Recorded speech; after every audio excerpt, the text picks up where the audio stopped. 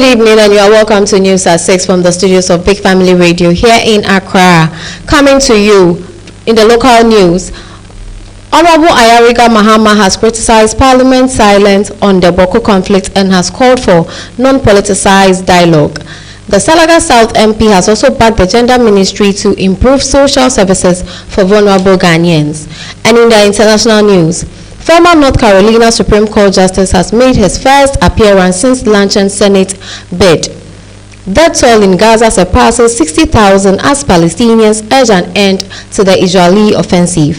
And in the entertainment world, Nigerian actor Jim Iyke has said that a woman can't raise a man alone. You can follow the live coverage on Facebook at Big Family Radio, Instagram Big Family Radio, YouTube and TikTok at Big Family Radio and Big Family TV. You can as well download our radio app on the Google Play Store on Android and App Store on iOS. Let's go for a quick commercial break, and when we come back, I would give you the details of these stories and more.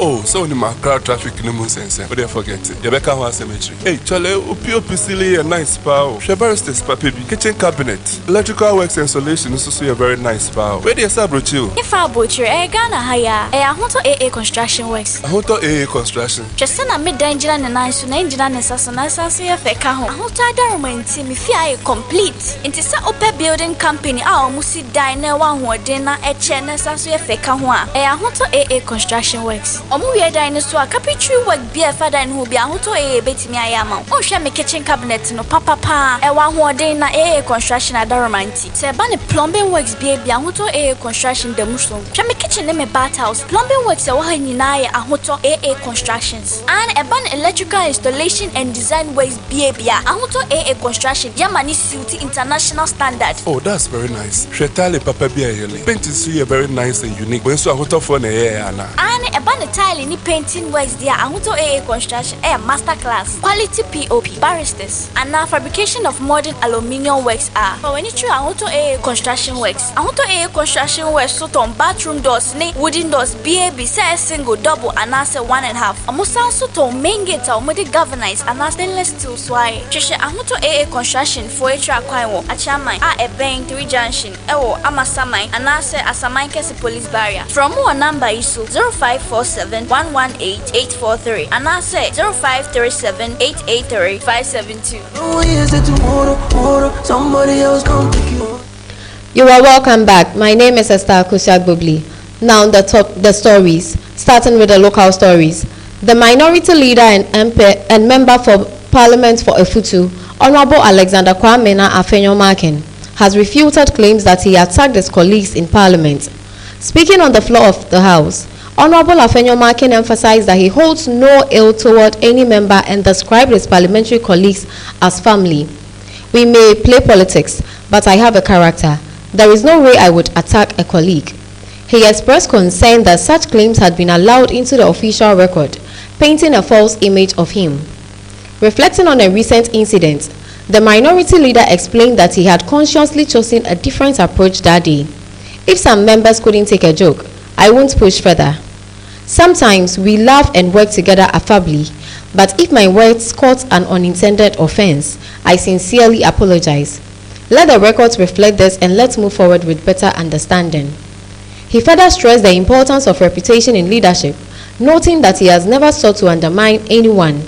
I know where I come from and what I have endured.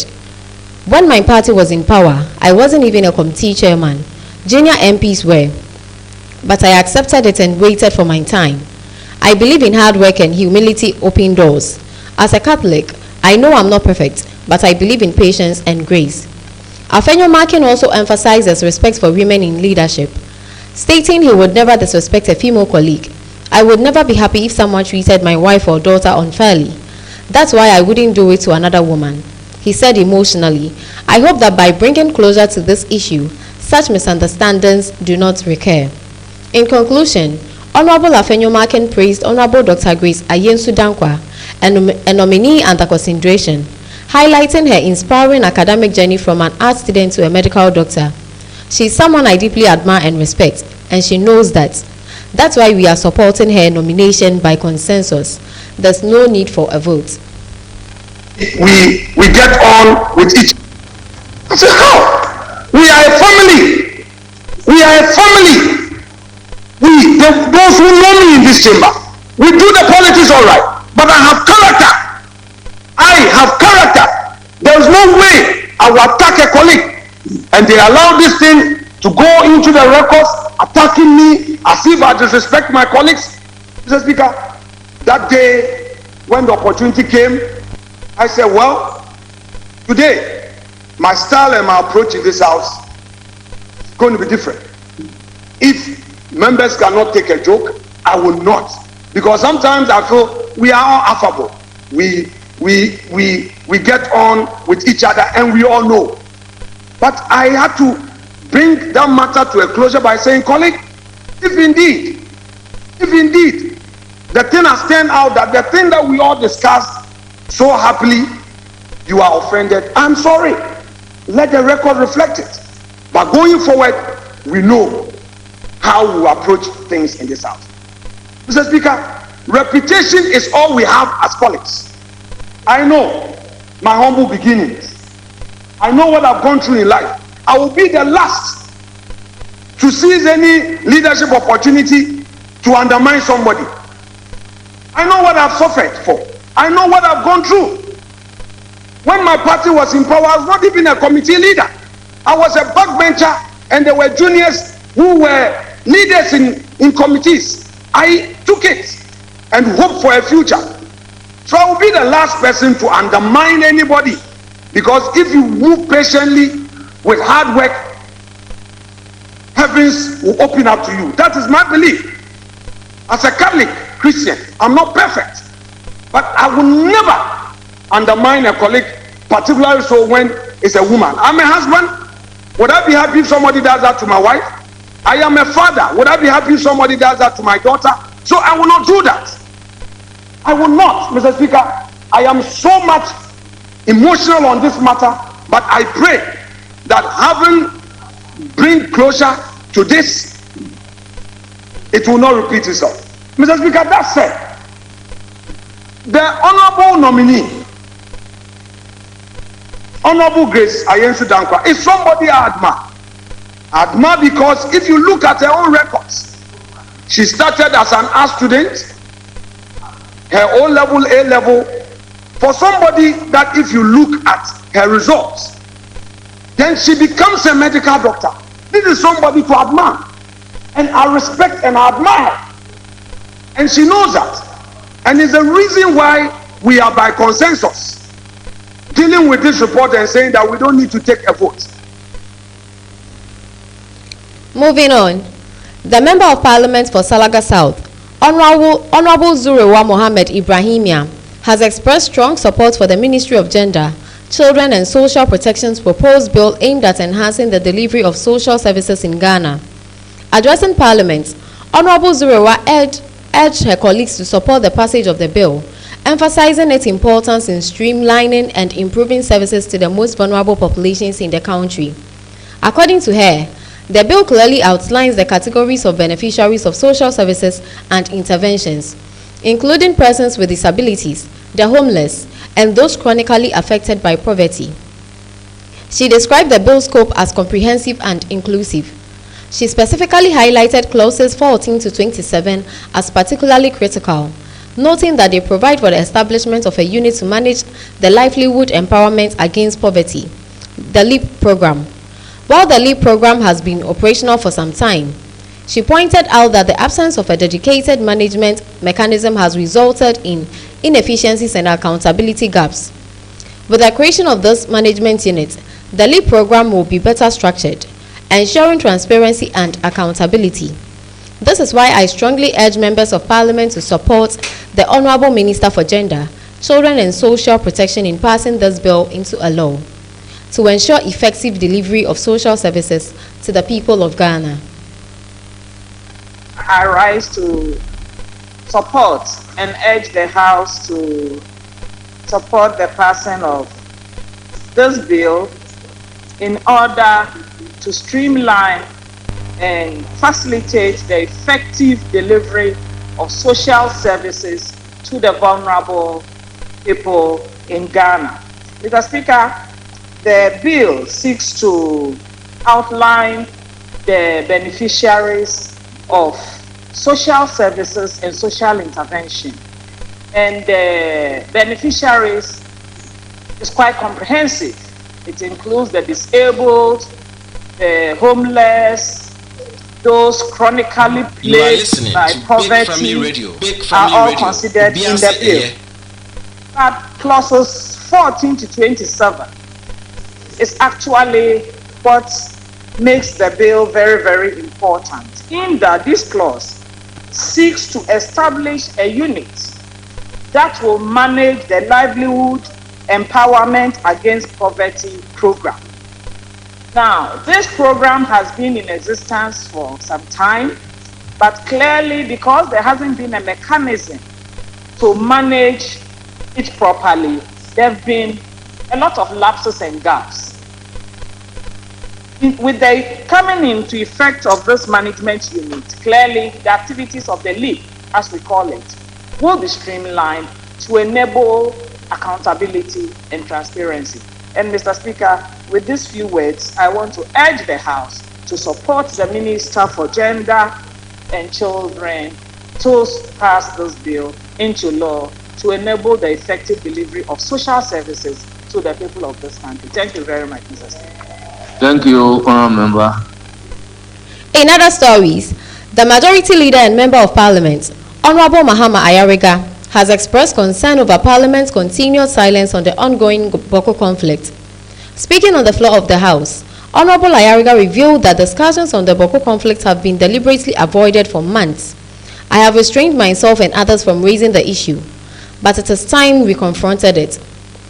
He appealed to the former Minister of Defense, who he believes has deep knowledge of the Boko situation, to offer insight and help guide discussions. According to him, the former minister had a better understanding of the efforts that were underway to resolve the conflict when it began to spread. He rejected claims that the unrest started recently, noting that even before the last election, there were instances of violence, including shooting in areas like Ashaiman and Railway. Honorable Ayariga disclosed that, at the time, he and others coordinated with the then Minister for the Interior to convene meetings with stakeholders to prevent escalation. So we should not act as though the Boko crisis only began 7 months ago. He emphasized his confidence in resolving the conflict, asserting that government is committed to ending it in a lasting and sustainable manner. We are not trying to score political points. We are taking the hit because we want a permanent solution. Honorable Ayariga stressed that the Boko conflict is now not new, tracing its roots as far back as 1957. He cautioned against politicizing the matter and urged his colleagues to instead focus on relevant discussions such as the budget allocations for the defense and interior ministries. Boko is at a crucial stage. Let us not use Parliament to inflame passions. We must approach these issues with the seriousness it deserves. Try to avoid a discussion of Boko in this chamber. I have tried very hard. For several months now, I have restrained people, I have strained myself. I have refused to discuss Boko in this chamber. So I am pleading with the former Minister for Defense, who knows better the situation that he bequeathed to us in Boko. He knows the situation that he bequeathed to us in Boko. That we are trying to put an end to. When you say the first time that Boko is spreading outside Boko, that's not true. Ask the former Minister for Interior. Before the elections, during your regime, there were shootings in Ashama. There were shootings at railway here. I was the one who got the then Interior Minister to go and convene a meeting of all the sites to restrain them from shooting each other. Go and ask your colleague Interior Minister. So please, don't talk as if this thing started, 7 months ago. We are very confident that we will bring an end to the problem in Boku. I am very, very confident. I am very, very confident. And we'll bring it to an end in a lasting manner. We can choose to be populist, but we don't want to be populist. We are taking all the hits because we want to take our time and solve it once and for all. This is a problem that started as far back as 1957. 1957. So please, don't try to politicize, but we just talk about the budget. You can discuss the financing of the defense and interior sectors. But I beg you, where we are in Boku, we are at a very critical stage. And I don't think that we should use this platform, this chamber, to inflame passions.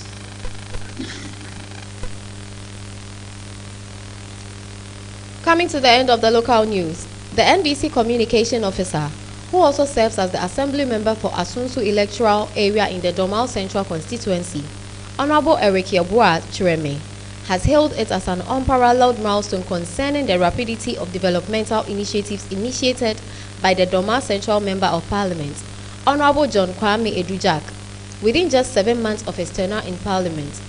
He acknowledged that the MP is advancing at a remarkable pace in his endeavor to develop the Domal Central constituency, emphasizing that his efforts have led to the establishment of a permanent DVLA office in Domal.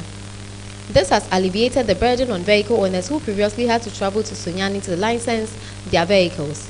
Additionally, he highlighted the MP's successful lobbying through the Suriname ambassador to Ghana, who has agreed to construct a school building for the Drawo community in Domal Central, among numerous other initiatives, including commencement of construction on some dilapidated roads.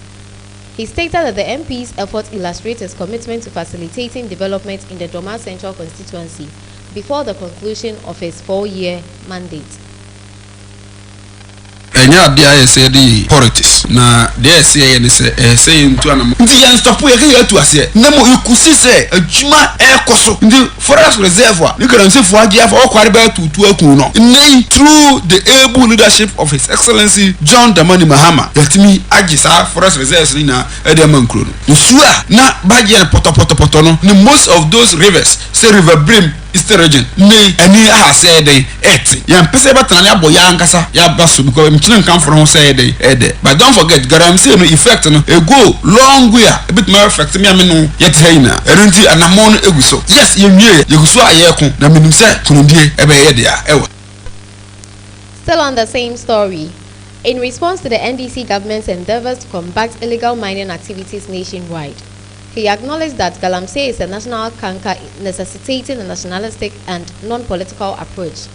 He stated that the president is resolute in collaborating diligently with pertinent stakeholders to reclaim a significant portion of the forest reserves ravaged by Galamsey operations. With sustained effort on unwavering commitment, the government is poised to triumph in the battle against Galamsey, thereby preserving our forests, water bodies, and other natural resources imperiled by illegal mining activities.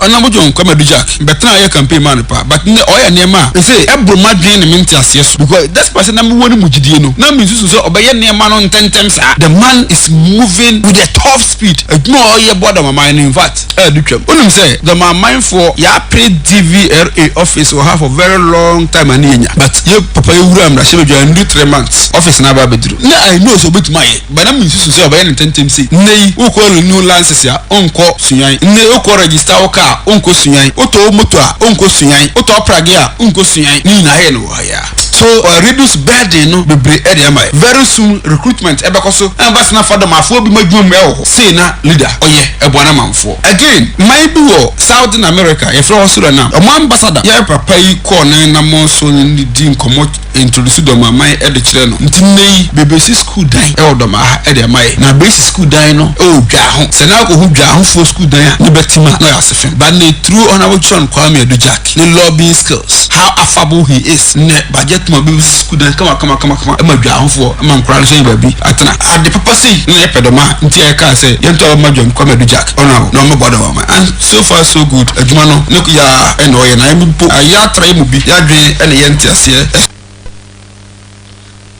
You can continue watching the live coverage on Facebook at Big Family Radio, Instagram Big Family Radio, YouTube and TikTok at Big Family Radio and Big Family TV. You can as well download our radio app on the Google Play Store and on Android and App Store on iOS.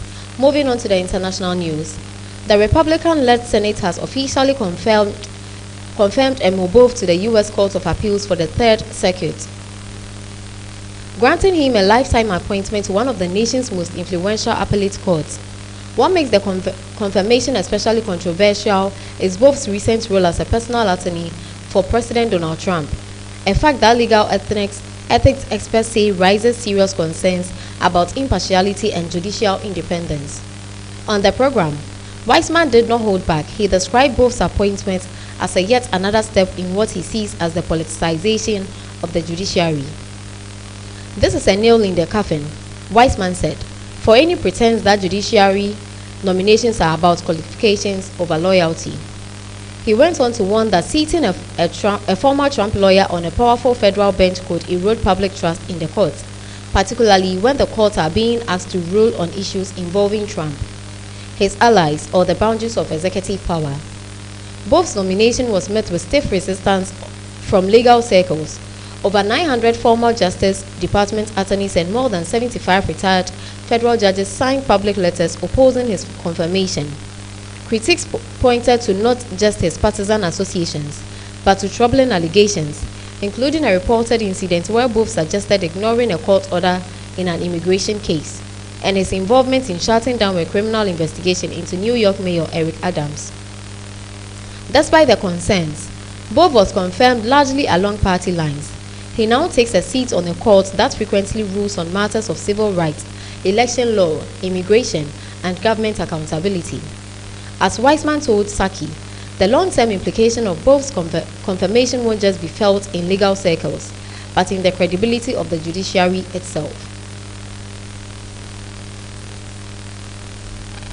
What are the consequences of Bovee sitting on that bench for a lifetime appointment? Well, I think one has to zoom out and think about this in terms of what it says about checks and balances in this country.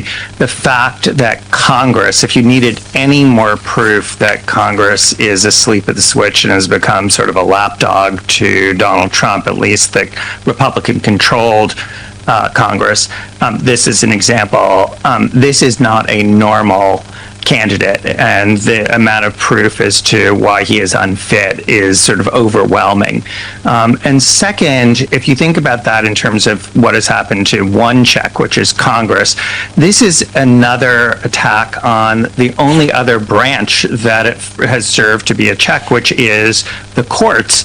And you either can try and intimidate them, you can file complaints, as they did just yesterday against the chief judge in D.C., Judge Boasberg, or you can try and sort of pack the courts, which is what you're doing with this nomination that it's now been confirmed. And so I think if you just think about it in terms of checks and balances, this is a nail in the coffin of that system that we have had for over 200 years in this country. And he is really exhibit A. In some ways, I might say exhibit Z to this, because there have been so many, but I think that's what it means to me tonight.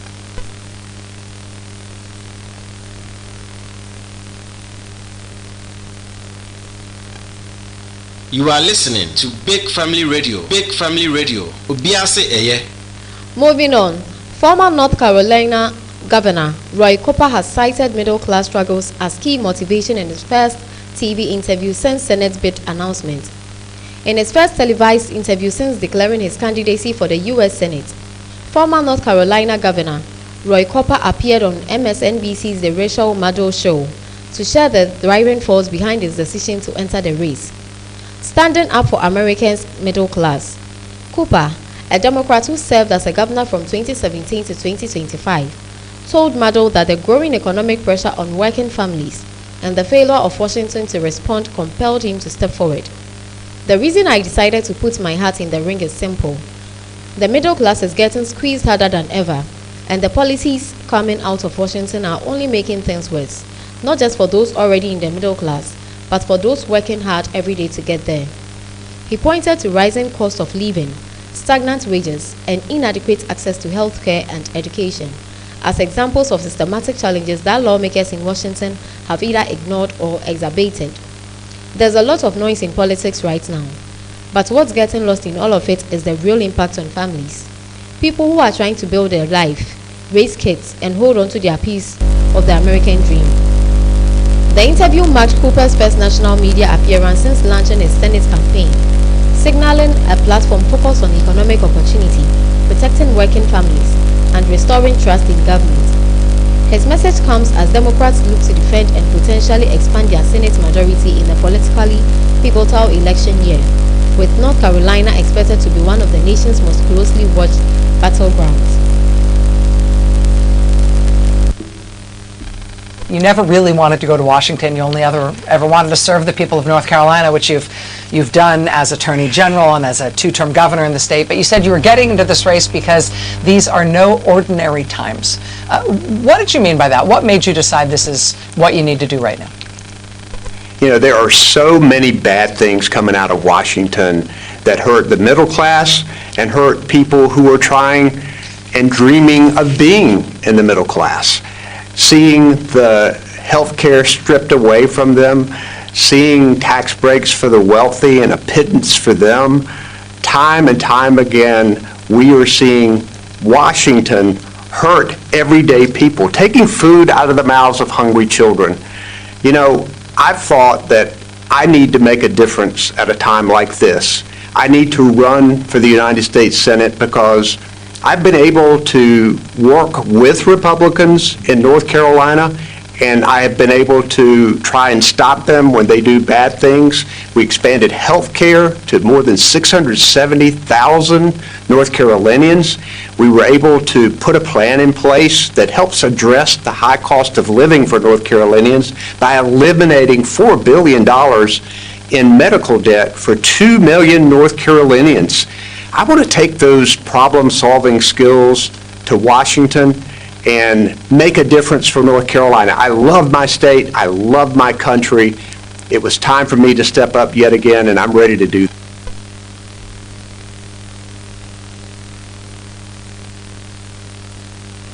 In Manhattan, New York, a tragic scene unfolded Monday evening when a gunman opened fire inside a Midtown Manhattan office tower, killing New York Police Department officer Didarul Islam and 3 other individuals before dying by suicide, law enforcement officials confirmed. The attack occurred shortly after 6 p.m. in a commercial building near Bryant Park, sending shockwaves through one of the busiest parts of the city. Responding officers discovered the gunman dead at the scene from an apparent self-inflicted gunshot wound.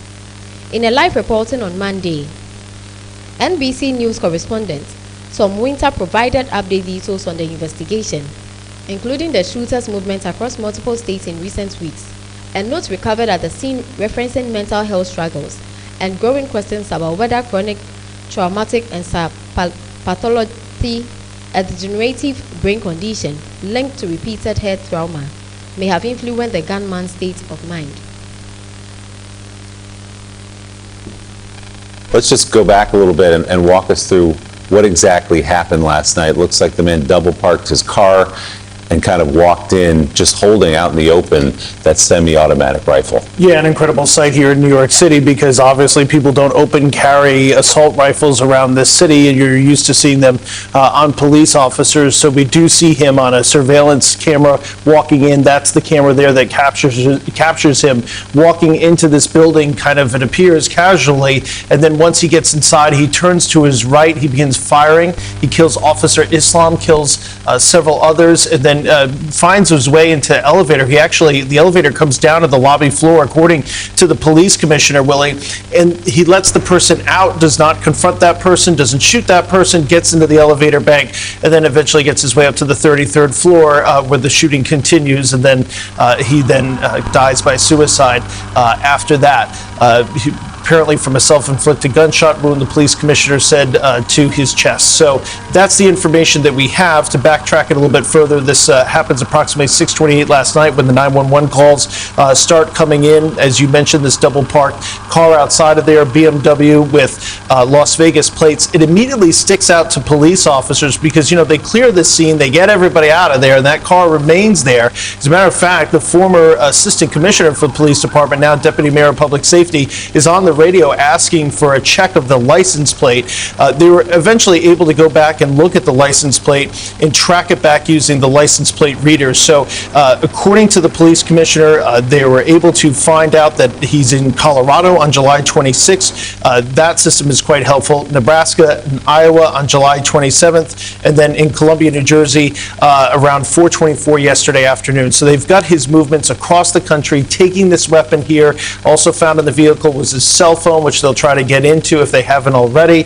They found, as you mentioned, a revolver inside the vehicle as well, and then that note, which is certainly providing a clue, because apparently there was nothing on his person that helped them out other than his wallet and a photo of a apparently now expired concealed carry permit in Las Vegas. So that's really what they have to go on, is that note, the fact that he mentions his mental health, perhaps linked to a football injury, perhaps linked to CTE.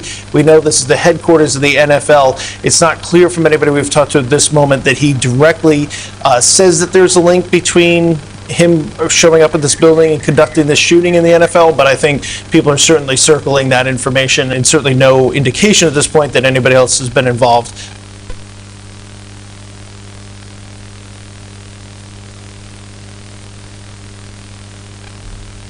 As the death toll from Israel's ongoing military campaign in Gaza surpasses 60,000, Palestinian communities and international advocates are intensifying their calls for an immediate end to what they describe as a campaign of genocide.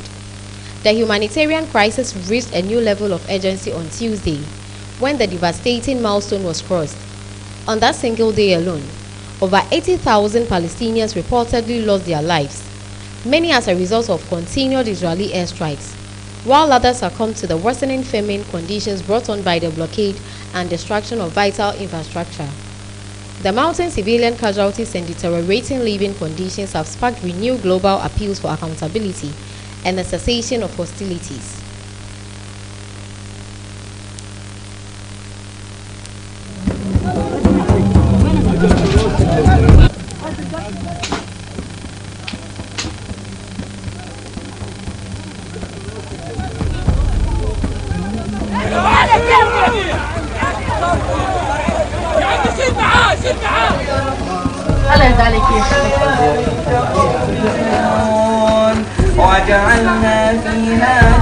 فجأة حاصلة المنطقة كلها ما عادش عارف يطلع، بعد المربع كله بيت صرنا نتصل، مفيش اتصالات عليهم، صرنا نستنجد لا صليب جاي ولا اسعاف جاي ولا حدا جاي.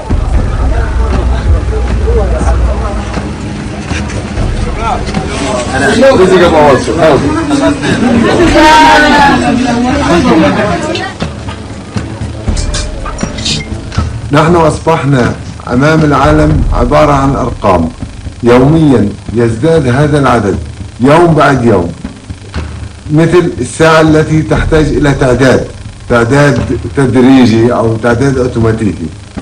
نحن لسنا بأرقام، نحن بشر. عندما أتحدث عن 60,000 نحن نتحدث عن 60,000 مأساة.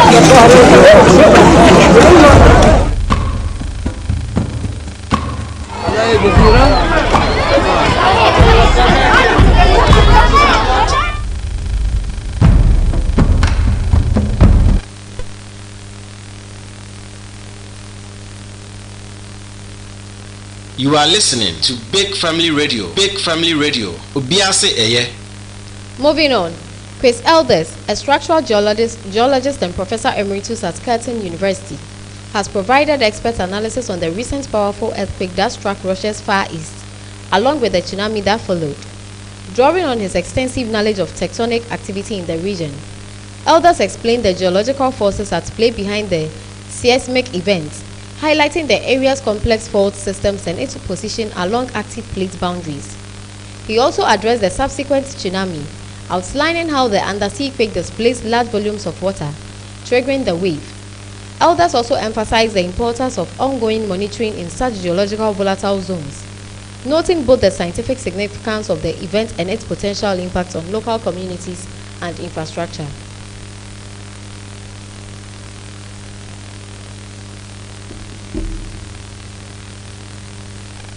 We know that it's always very difficult to predict earthquakes, unfortunately. They can happen very suddenly. But in this particular case, there has actually been a lot of earthquake activity in this area in the previous month. This particular area lies right on the Pacific Ring of Fire, which we know is an area of significant volcanic activity and also earthquake activity.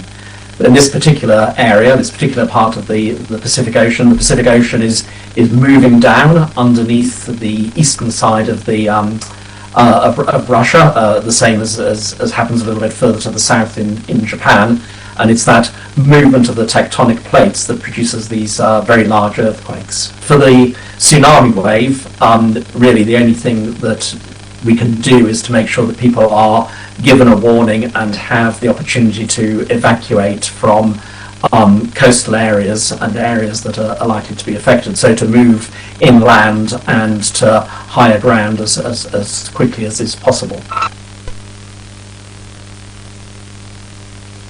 To end the international news, the World Food Programme, FWP, has reported that only 50% of the humanitarian aid it has sought permission to deliver is actually making it to Gaza.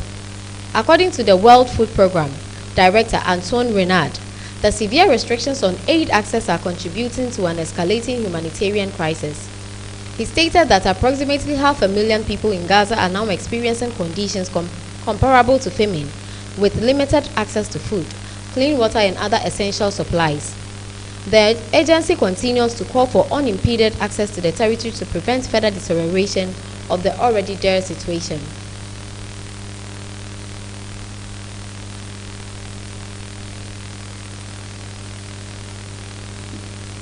While we're doing everything that we can to actually respond to the current wave of starvation in Gaza, the conditions that we have are not sufficient to actually make sure that we can break that wave. I've never seen a level of despair in terms of how people are now starving, how rate of malnutrition are now in Gaza. Never. Today, I confirm to you that there's 500,000 of people that are in famine-like conditions. This is the reality of what we see now on the ground. In the world of entertainment, the death of Charles Kojo Fosu, widely known as Daddy Lumba, has sent waves of grief across Ghana and beyond, marking the end of an era in the nation's musical history. The legendary high-life musician passed away on Saturday, July 26, 2025, at the age of 60 years, leaving behind a legacy that continues to resonate in the hearts of millions. Described as a musical icon and cultural force, Daddy Lumba's influence on Ghanaian music is being fondly remembered by the very institutions he helped shape. From powerful tributes by leading industry bodies to heartfelt reflections by peers and fans, the nation is united in honoring the life and legacy of one of its greatest ever artists. Leading to the tributes, the Musicians Union of Ghana, Musica, described Daddy Lumba as more than just an entertainer, calling him a movement who redefined high-life music and elevated it to international acclaim. Daddy Lumba was not just an entertainer, he was a movement, a once-in-a-generation talent whose voice, pen and persona reshaped the sound of high life and elevated the profile of Ghanaian music globally. Musical president Besa Simon said in a statement, "His songs became the soundtrack to our lives, classics that redefined weddings, heartbreaks, reunions, celebrations and everyday joys. With every chord and chorus, he captured the complex beauty of our culture, our language and our lived experiences." Simons added poignantly, "As president of Musica, I say this with certainty. The name Daddy Lumba will never fade. He sang with the voice of a nation and exits with the silence of a king. But in that silence, his music will continue to echo. The Ghana Music Rights Organization, GAMRO, also paid tribute, emphasizing Daddy Lumba's commitment to artists' rights and the structural growth of the industry. GAMRO acknowledges the irreplaceable role Daddy Lumba played in shaping the musical landscape of our nation and contributing significantly to the growth of collective rights management in Ghana. We extend our deepest condolences to the bereaved family, the entire music fraternity, and all Ghanaians who are mourning this great loss. As we celebrate his life and legacy, let us also recommit ourselves to preserving and promoting the kind of excellence that Lumba so passionately exemplified. May the gentle soul of Charles Kojo Fosu rest in peace. Similarly, the Ghana Association of Phonographic Industry, GAPI, released a heartfelt statement lauding Lumba's far-reaching influence, not just as an artist but as a vocal advocate for the industry's legal and institutional development. Daddy Lumba was more than a musical legend. He was a national treasure, a cultural icon, and a fierce advocate for the Ghanaian music industry. General Secretary Richmond of GAPI also said, his unmatched talent, lyrical brilliance, and ability to connect with generations through his music made him a household name and a symbol of excellence. As we celebrate his extraordinary life and legacy, we at GAPI pledge to uphold the standards he stood for: originality, professionalism, and the protection of intellectual property. His music will forever echo in our hearts, and his impact will live on in the rhythm of every Ghanaian song. Today, we stand in stillness of music heartbeats to pay solemn tribute to a man whose voice became the soundtrack of a generation. Charles Kojo Fosu, affectionately known to the world as Daddy Lumba, was more than a musician. He was a cultural compass, a lyrical architect, and a timeless voice in the ever-evolving story of Ghanaian music. The DJs Union of Ghana, Juga, also expressed their admiration for the late icon, emphasizing how his consistent musical excellence enriched the DJing experience across the country. As the DJs Union of Ghana, we honor him not only for his unmatched artistry, but for his influence on the deck of every turntable. His music made our job not just easier, but more meaningful. His sound transcended gender and generation, gifting every DJ a bridge between the past and the present, between the soul and the speaker. As Ghana bids farewell to one of its most beloved musical sons, the tributes continue to pour in from institutions, fellow musicians, DJs, and fans alike. Daddy Lumba's contribution to high life, to culture, and to the soul of a nation remain indelible. His voice may be silenced, but his music will forever play on. Ending the news. In a candid interview with OKFM, Nigerian actor Jim Ike stirred conversation by asserting that women cannot raise boys into men entirely on their own. He emphasized that while women are naturally nurturing, boys fundamentally need male guidance, structure, and discipline to grow into well-rounded men. A woman can't raise a man alone. I've met women in this very place, and I can tell you they are not built for it. A single mother cannot raise a boy properly without a male influence. Find your brothers who is doing well, your father or even a man you trust. There has to be a male presence. He acknowledged women's strength and emotional supportiveness, but insisted that without the balancing force of masculine energy and example, boys may grow up with a skewed understanding of manhood. What you may end up raising is a weak man, someone who might even resemble the man who walked out on you. That becomes his idea of manhood. A boy needs someone who will discipline him, tell him no when necessary, and encourage him to grow through challenges. Jim Ike shared a personal anecdote to illustrate his point, recalling a moment when his 4-year-old son was bullied during a football game. He explained that rather than stepping in, he watched quietly to observe how his son would handle the situation. The boy's mother, distressed by the scene, attempted to intervene, but Jim stopped her. That's the instinct of a woman, to go and help him. I told her, don't you dare go near him. He explained his reasoning. That was the unspoken understanding between us. I'm not here to help you. I'm here to guide you, protect you, and provide for you. The rest is for you to figure out yourself. According to Jim, the moment became a turning point. His son eventually returned to the game, stood his ground, and showed resilience, something the actor says made him immensely proud. Jim I concluded by underlining that his parenting approach is rooted in preparing his children for the realities of life. That's my idea of leadership. That's greatness, he said, describing his belief in tough love, independence, and the power of positive male influence in shaping strong, capable young men. To end the news, a recap of the top stories. In the local news, Honorable Mahama Ayariga has criticized Parliament's silence on the Boko conflict and has called for non-politicized dialogue. The Salaga South MP has backed gender ministry bill to improve social services for vulnerable Ghanaians. And in the international news, former North Carolina Supreme Court Justice has made his first TV appearance since launching his Senate bid. Death toll in Gaza surpasses 60,000 as Palestinians urge an end to the Israeli offensive. And in the entertainment world, Nigerian actor Jim Iyke has said that a woman can't raise a man alone. News at 6 was brought to you by Big Family Multimedia Institute, BFM Store, Ahonto AA Construction Works, Trustees Network Group, Center for Trade, MB Cakes and Pastries, Jim Herbal, Williams Pub, Ruth Fashion and Deco. You can follow us on all our social media pages on Facebook at Big Family Radio, Instagram Big Family Radio, YouTube and TikTok at Big Family Radio and Big Family TV. You can as well download our radio app on the Google Play Store on Android and App Store on iOS.